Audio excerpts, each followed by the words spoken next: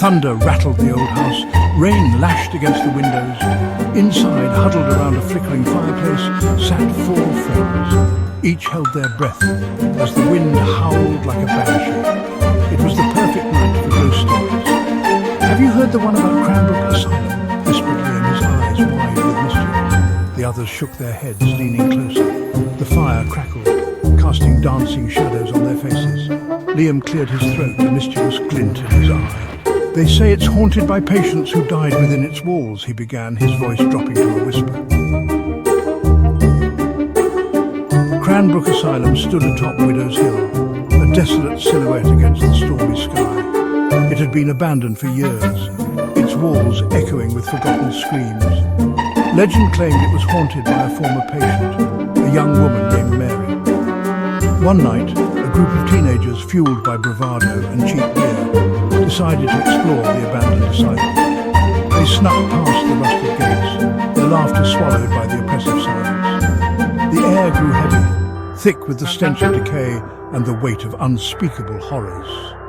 As they ventured deeper into the asylum, they heard it, a soft, mournful whisper coming from the end of a darkened hallway. "Help me," it echoed, sending chills down their spines. They froze, their blood turning to ice. The whisper grew louder, more insistent. "Help me! Help me!" Panic seized them. They turned to flee, but the door had slammed shut, trapping them inside with the unseen presence. The whispering intensified, swirling around them, growing into a gut-wrenching scream. The teenagers were never seen again. In the heart of Ashwood Cemetery stood a weeping willow, its branches heavy with years and sorrow. Beneath its drooping canopy lay the grave of Eliza, a young woman who died betrayed by her lover. Locals whispered that Eliza's grief had seeped into the willow, twisting it into a vessel of vengeance. One moonless night, a young man named Thomas sat beneath the willow, mourning his recently deceased fiancée. He hadn't noticed the warnings painted on the willow's trunk, obscured by the shadows. As he wept for his lost love, he felt a cold hand on his shoulder. He turned, his blood running cold. Standing before him was a woman in a white gown, her face obscured by the shadows, her eyes burning with a cold fire. "She is mine now," she hissed, her voice like the rustling of dead leaves. Terror lending him speed, Thomas scrambled away from the willow, the woman's chilling laughter echoing in his ears. He never returned to the cemetery, forever haunted by the encounter. The willow, however, remained a silent sentinel guarding its grim secret. Section 4. The Collector. Old Man Hemlock's antique shop was a treasure trove of forgotten relics, each with its own story. One day, a new item arrived, a beautiful porcelain doll with piercing blue eyes and a delicate china face. However, there was something unsettling about its unwavering gaze. Hemlock placed the doll on a shelf, but it didn't stay put. Every morning he would find it in a different location, its blue eyes seemingly following him around the shop. Then the whispers began.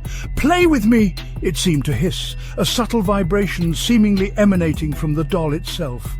Hemlock tried to ignore it, but the whispers grew stronger, more insistent, culminating in a blood-curdling scream that echoed through the shop. Hemlock fled, abandoning the shop and the doll. The shop remained empty, the doll still on display, its blue eyes watching from the dusty window, waiting for its next playmate. Section 5. The Lingering Fear. The friends sat in stunned silence as Liam finished his tale. The storm outside had subsided, but a different kind of chill settled over the room. Ghost stories, they realized, were more than just tales. They were glimpses into the darkness that lurked at the edge of reality. Each tale, whispered in the darkness, left an indelible mark, a seed of unease that blossomed into a chilling awareness of the unknown. As they prepared for bed, each taking a different room in the old house, they couldn't shake the feeling that something watched them from the shadows. The fear lingered, a reminder of the unseen forces that whispered in the dark corners of their minds.